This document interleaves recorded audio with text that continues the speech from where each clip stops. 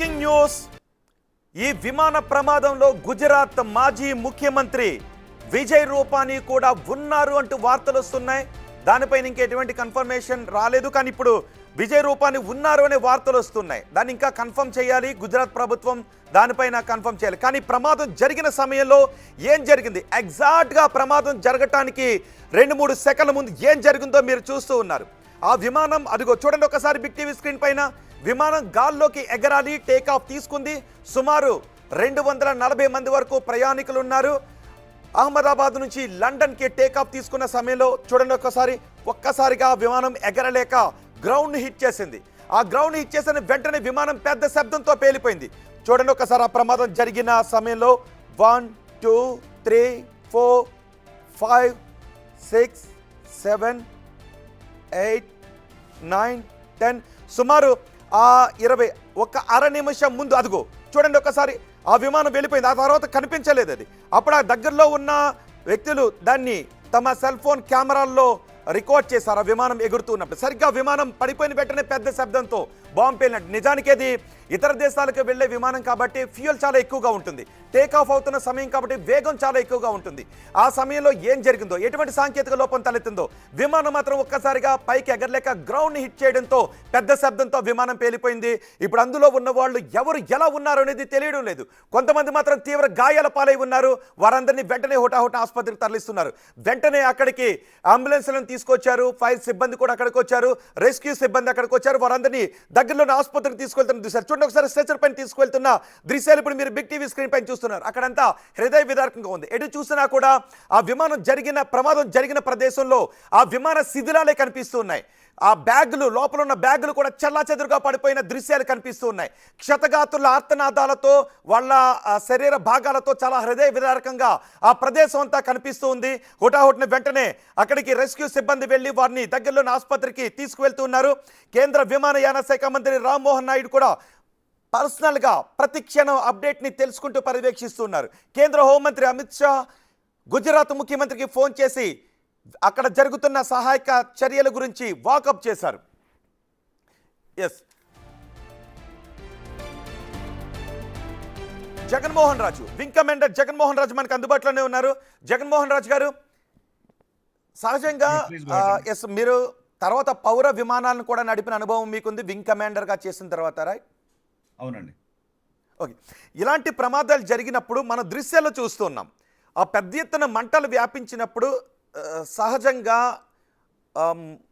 బతకటానికి ఎంతవరకు అవకాశం ఉంటుంది? ఆ సమయంలో అక్కడ రెస్క్యూ ఆపరేషన్స్ ఎలా ఉంటాయి? మంటలు వచ్చేసాయి, కానీ కొన్ని విమాన పార్ట్స్ మనకి ఒక బిల్డింగ్ లోపల నుంచి వెళ్ళి కనిపిస్తుంది. రెస్క్యూ ఆపరేషన్స్ ఎలా ఉంటాయి అక్కడ? రెస్క్యూ ఆపరేషన్స్ చాలా క్రిటికల్ అండి. ఇప్పుడు most important element will be how the civil society inhabited ఏరియాలో, అంటే మనుషులు ఉండే కాలనీలో ఎక్కడో క్రాష్ అయినట్టు కనిపిస్తున్నది. అలాంటిటప్పుడు ఆ యాక్సెస్ రూట్స్ కానీ, అక్కడికి వెళ్ళే దారులు కానీ అన్నీ వీలైనంత వరకు సివిల్ మన అందరూ కూడా, పౌరులు కూడా అది ఎంత ఫ్రీగా పెట్టి, ఎంత ఫైర్ సిబ్బందికి ఎంత యాక్సెస్ ఇచ్చి, ఎంత తొందరగా అక్కడ చేరేలాగా సహకరిస్తే అంత మంచిదండి. ఎందుకంటే ఇప్పుడు ప్రతి క్షణం కూడా చాలా చాలా విలువైనది. రెండు పక్కన, ఒక పక్కన ఫైర్ ఆపటానికి, రెండో పక్కన ఉన్న బతికున్న వాళ్ళని కానీ, క్షతగాతులను కానీ అందరినీ అక్కడి నుంచి తీయడానికి కానీ ప్రతి ఒక్కటి చాలా చాలా ఇంపార్టెంట్ అండి.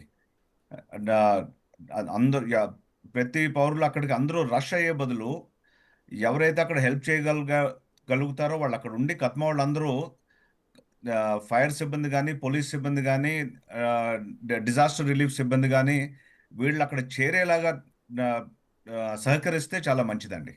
ఓకే, టేక్ ఆఫ్ అయిన కొద్దిసేపట్లోనే జరిగింది కాబట్టి ఆ సమయంలో పైలట్ ఏ విధంగా ఉంటాడు? సహజంగా పైలట్ ఆలోచన ఏ విధంగా ఉంటుంది? ఎమర్జెన్సీని ప్రకటించేంత అవకాశం, పైలట్ ఆ విమానాన్ని ప్రమాదానికి గురవుతుందని ఫస్ట్ తెలిసేది పైలట్కి, right?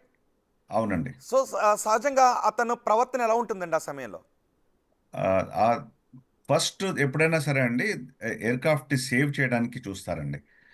It is always aviate, navigate and then communicate. First thing is aviate, అంటే ముందు ఎయిర్క్రాఫ్ట్ని ఎంత సేఫ్గా ఆ సిచ్యువేషన్ నుంచి బయటికి తేగలం అనేది దాని మీద ఫోకస్ అంతా ఉంటుందండి ఇద్దరు పైలట్స్ కూడా. ఉమ్, 787 అనేది కెప్టెన్ కో పైలట్ ఇద్దరు ఉంటారు, first in command and second in command. ఇద్దరు కూడా దాని మీద ఫస్ట్ ఫోకస్ వాళ్ళ ఇదంతా దాని మీద ఉంటుందండి. దాని తర్వాత ఎటు వెళ్తున్నాము ఏంటి, ఎక్కడ ఒకవేళ ఏమన్నా ఫోర్స్ ల్యాండింగ్ చేయాలంటే ఎలా చేయగలము, దాని గురించి ఏం చేయగలము అనేది దాని గురించి యాక్షన్స్ తీసుకుంటారండి. లాస్ట్ విల్ బి కమ్యూనికేట్, అంటే ఏటీసీకి చెప్పడం కానీ ఇంకోళ్ళకి చెప్పడం కానీ ఆ పని తర్వాత ఉంటుందండి. ఉమ్. ఎప్పుడైనా సరే ఫోకస్ ఈ మూడు ఫ్యాక్టర్స్ మీద స్టెప్ బై స్టెప్ ఉంటుంది. ఇక్కడ మనకి వాళ్ళు ఏం చెప్పారు ఏం చెప్పలేదో మనకి ఏం తెలియదు కాబట్టి దాని గురించి మనం ఆ, విశ్లేషణ చేయడం కరెక్ట్ కాదేమోనండి. ఓకే. మనం వెయిట్ చేద్దాము, కానీ జస్ట్ మ్యాటర్ ఆఫ్ విమానం ఫ్యూ మినిట్స్. నిజానికి ఇప్పుడు ఐ థింక్ విమానం టేకాఫ్ ఫస్ట్ ఫోకస్ షుడ్ తీసుకునేటప్పుడు బి ఆన్ రెస్క్యూ ఎఫర్ట్స్ అండి. ఎస్ జగన్మోహన్ రాజు గారు, ఓకే, రెస్క్యూ ఎఫర్ట్స్ ఎలా ఉంటాయి?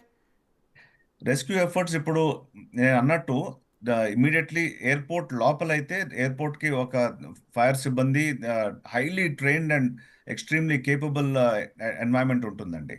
కానీ ఇది మన బయటకు వచ్చింది, బయట అయింది కాబట్టి లోపల నుంచి ఎలాగో వాళ్ళు కూడా బయటకు రావడానికి ప్రయత్నిస్తారు. ఎయిర్ ఫీల్డ్ షట్ డౌన్ అయిపోయి ఉంటుంది ఇప్పుడు, ఇంకా ఫర్దర్ టేక్ ఆఫ్స్ కానీ ల్యాండింగ్స్ అవ్వకుండా. ఎందుకంటే ఫోకస్ అంతా కూడా ఇప్పుడు ఈ ఎయిర్క్రాఫ్ట్ని ఎలా రికవర్ చేయాలి ఏంటి అనేది దాని మీద ఉంటుంది. ఇప్పుడు బయట సిబ్బంది కూడా అలాంగ్ విత్ డిజాస్టర్ రిలీఫ్, ఇప్పుడు మన భారతదేశంలో ఒకప్పుడు లాగా కాకుండా multiple agencies are coming in to action simultaneously అండి.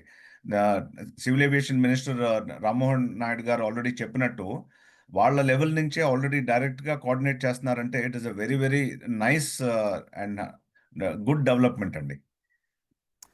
So right. బెస్ట్ పాసిబుల్ సహజంగా మీరు ఎఫర్ట్ అందరూ పెడుతున్నారని వింగ్ కమాండర్గా అనుకున్నాను. చేసిన తర్వాత పౌర విమానాలు కూడా నడిపారు కాబట్టి ఓకే, మనం మీరు ఇంతకు ముందు ఆల్రెడీ చెప్పారు ఈ ప్రమాదానికి కారణాలు ఏంటి అని మనం చెప్పలేమని.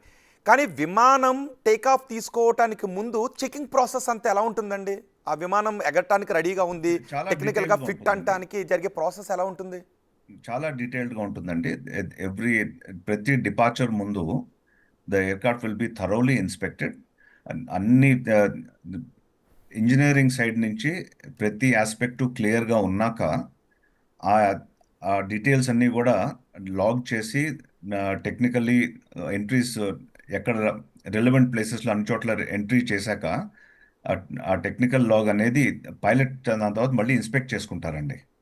పైలట్ ఇన్స్పెక్ట్ చేసుకున్నాక ఎయిర్క్రాఫ్ట్ని కూడా మొత్తం విజువల్లీ అన్ని చెక్ చేసుకున్నాక they will make the necessary entries in the pilot log and accept the aircraft.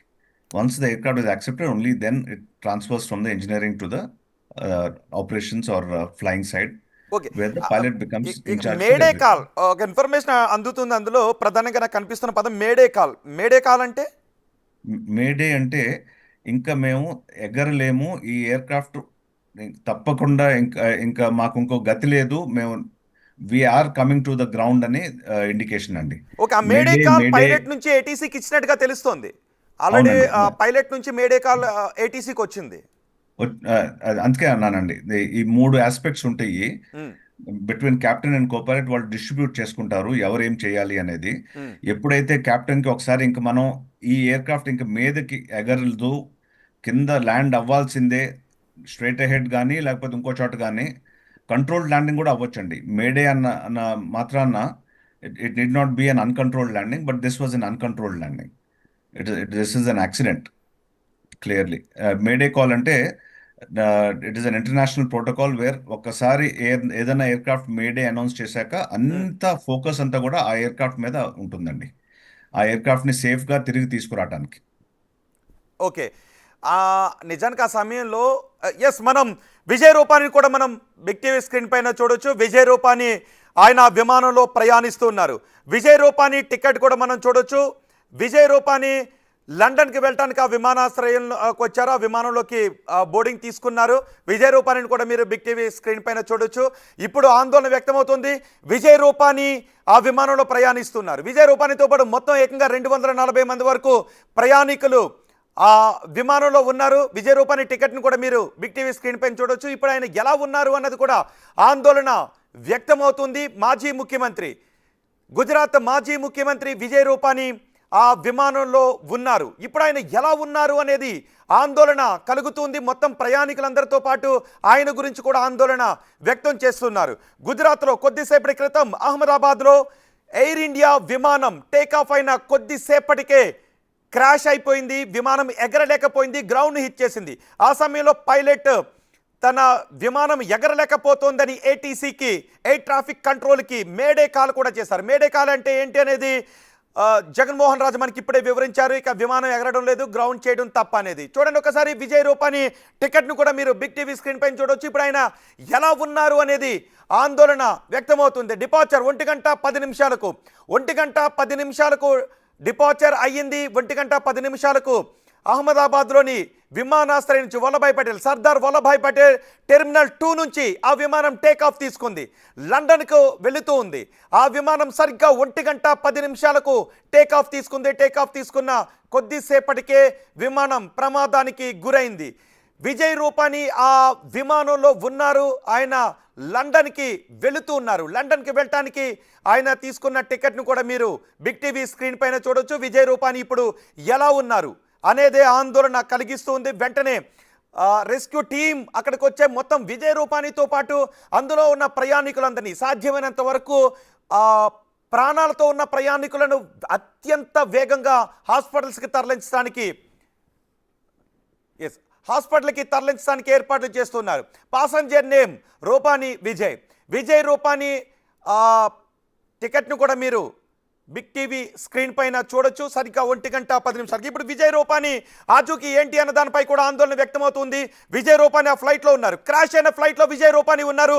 Gujarat మాజీ ముఖ్యమంత్రి అదుగో ఆ విమానాన్ని చూడండి ఒకసారి. ఆ విమానంలో విజయ్ రూపానీతో పాటు 240 మంది వరకు ప్రయాణికులు ఉన్నారు. ఇప్పుడు వాళ్ళందరూ ఎలా ఉన్నారు, ఎవరెవరు ఎలా ఉన్నారు అనేది ఆందోళన కలిగిస్తున్న అంశం. మరణాల సంఖ్య మాత్రం చాలా ఎక్కువగా ఉండే అవకాశం ఉంటుంది. కానీ సాధ్యమైనంత వరకు మరణాల సంఖ్యను తగ్గించడానికి చూడండి ప్రయత్నాలు జరుగుతున్నాయి. చూడండి ఒకసారి 1:10 విమానం టేకాఫ్ అయింది. ఆ టేకాఫ్ అయిన విమానం కొద్దిసేపటి తర్వాత ఇక ఎగరలేకపోయింది. బహుశా నేను ఒక విషయాన్ని మీకు చెప్తున్నాను. ఆ విమానం వెళుతున్న రూట్లో ఎటువంటి రన్వే లేదు. ఎందుకంటే ఆ తీసిన వ్యక్తి కూడా అక్కడ విమానం కిందకు వచ్చేస్తూ ఉంది. అక్కడ విమానాశ్రయం లేదు, రన్వే లేదు. బహుశా విమానం ప్రమాదానికి గురవుతోంది అని దాన్ని చిత్రీకరించిన వ్యక్తి అనుకుని ఉండొచ్చు. అందుకే ఆ విమానం చూడండి, అక్కడ నిజానికి ఏ విమానం కూడా ఆ ప్రదేశంలో కిందకి వెళ్ళదు. కానీ ఆ విమానం కిందకి వెళ్తోంది అంటే దాన్ని చిత్రీకరించిన వ్యక్తికి అర్థమైపోయింది అక్కడ ఏదో జరగబోతోందని. అవన్నీ కూడా నివాస ప్రాంతాలు. అక్కడ నివాస ప్రాంతాలే ఉన్నాయి. అక్కడ ఎటువంటి రన్వే కానీ విమానాశ్రయం కానీ లేదు. కాబట్టి ఆ విమానం కిందకి వచ్చేస్తుంది, ఏదో జరుగుతోంది అని దాన్ని చిత్రీకరించిన వ్యక్తికి అనుమానం వచ్చింది. అందుకే వెంటనే తన సెల్ ఫోన్తో ఆ దృశ్యాన్ని చిత్రీకరిస్తూ ఉన్నాడు. ఆ విమానం పైకి ఎగరాల్సిన విమానం అంతకందుకు కిందకు వస్తుంది. పైలట్ ప్రయత్నం చేస్తూ ఉన్నాడు. కానీ ఆ విమానం మాత్రం పైకి ఎగరలేకపోయింది, గ్రౌండ్ హిట్ చేస్తుంది. చూసారా ఒక దశలో ఆ విమానం ఇక ఫ్రంట్ పార్ట్ పైకి కనిపిస్తూ ఉంది. ఇదిగో ప్రమాదం జరిగిన తర్వాత ఉన్న దృశ్యాలు. రెండో బాక్స్ ఇప్పుడు నేను ఒకసారి ఆ ప్రమాదం జరగటానికి సరిగ్గా ఒక అర నిమిషం ముందు అక్కడున్న దృశ్యాలను మీకు అందిస్తున్నాను. ఆ విమానాన్ని సాధ్యమైనంత వరకు పైకి తీసుకెళ్ళడానికే పైలట్ ప్రయత్నం చేశాడు. కానీ పైలట్ వల్ల కాలేదు. మేడే కాల్ కూడా చేశాడు. ఆ విమానం ప్రమాదం జరిగిన ప్రదేశంలో ఇదిగో చూడండి ఒకసారి. ఆ మొదటి బాక్స్లో మీరు చూస్తున్న దృశ్యాలే ఆ బిల్డింగ్లోకి. అవన్నీ కూడా నివాస ప్రాంతాలు. కొన్ని చెట్లు ఉన్నాయి, అక్కడ కొన్ని బిల్డింగులు కూడా ఉన్నాయి. ఆ చెట్లను దూసుకుంటూ ఆ విమానం ఒక్కసారిగా గ్రౌండ్ హిట్ చేసిన తర్వాత భారీగా పేలిపోయి మంటలతో ముందుకు దూసుకుని వెళ్ళిపోయింది. ఒక పార్ట్ కూడా అక్కడ బిల్డింగ్ లోపల నుంచి దూసుకొచ్చిన దృశ్యాలు. బహుశా బిల్డింగ్ ఏంటి అనేది కూడా మరికొద్దిసేపట్లో నేను మీకు చాలా స్పష్టంగా వివరించబోతున్నాను. ఆ విమానంలో 240 మంది ప్రయాణికులతో పాటు విజయ్ రూపానీ కూడా ఉన్నారు. ఆ ప్రదేశం అంతా పొగలతో నిండిపోయింది, దట్టమైన పొగలతో నిండిపోయింది. ఆ చుట్టుపక్కల ఉన్న వారు కూడా ఒక్కసారిగా పెద్ద శబ్దం రావడంతో భయభ్రాంతులకు గురై అక్కడికి పరుగులు తీశారు. వెంటనే రెస్క్యూ సిబ్బంది కూడా అక్కడికి వచ్చి ఇప్పుడు ఆ విమానంలో చిక్కుకున్న వారిని బయటకు తీసే ప్రయత్నాలు చేస్తున్నారు. సరిగ్గా ప్రమాదం జరగడానికి అర నిమిషం ముందు, ప్రమాదం జరిగిన తర్వాత ఆ ప్రదేశంలో ఎలాంటి దృశ్యాలు ఉన్నాయో బిగ్ టీవీ మీకు ఎక్స్క్లూజివ్గా అందిస్తోంది. రెస్క్యూ టీమ్స్ హుటాహుటిన అక్కడికి చేరుకొని వెంటనే హాస్పిటల్ తరలిస్తున్నారు. నిజానికి పైలట్ మేడే కాల్ చేశారు ఏటీసీకి, ఎయిర్ ట్రాఫిక్ కంట్రోల్కి. విమానం ఇక ఎగరలేకపోతుంది, విమానాన్ని ల్యాండ్ చేయడం తప్ప వేరే గత్యంతరం లేదు అని మేడే కాల్ చేశారు. సో వెంటనే ఏటీసీ కూడా అలర్ట్ చేసింది. విమానం వెళ్ళిన రూట్లో ఉన్నటువంటి అన్ని ఎన్డీఆర్ఎఫ్ సిబ్బందిని అందరినీ కూడా అలర్ట్ చేయడంతో ఆ దిశగా వెంటనే వెహికల్స్ తీసుకొని ఫైర్ ఇంజన్లు తీసుకొని వెంటనే ఆ ప్రదేశానికి వెళ్ళారు. ఆ ప్రదేశానికి కొన్ని నిమిషాల వ్యవధిలోనే అక్కడికి చేరుకున్నారు. రెస్క్యూ ఆపరేషన్స్ కూడా చాలా వేగంగానే చేపట్టారు. హాస్పిటల్స్ కూడా వెంటనే తీసుకొచ్చారు. ఆ విమానం వెళ్ళిన రూట్లో ఏ దిశగా అయితే టేకాఫ్ తీసుకుందో ఆ దిశగా ఎంత దూరంలో ఆ విమానం క్రాష్ ల్యాండ్ అవడానికి అవకాశం ఉంటుంది అనేది వెంటనే క్యాల్కులేట్ చేసి ఆ చుట్టుపక్కల ఉన్నటువంటి అధికారులందరినీ కూడా అలర్ట్ చేశారు. ఎమర్జెన్సీ అలర్ట్ ప్రకటించారు. దాంతో వెంటనే కొన్ని నిమిషాల వ్యవధిలోనే ఆ విమానం ప్రమాదం జరిగిన ప్రదేశానికి అధికారులు చేరుకొని అందులో ఉన్న వారిని రక్షించే ప్రయత్నాలు చేస్తున్నారు. కానీ ఇప్పటి వరకు ఎంతమంది చనిపోయారు, ఎంతమంది ప్రాణాలతో ఉన్నారు, విజయ్ రూపానీ పరిస్థితి ఏ విధంగా ఉంది అనేది తెలియడం లేదు. రెండో బాక్స్లో మీరు చూస్తున్న దృశ్యాలే.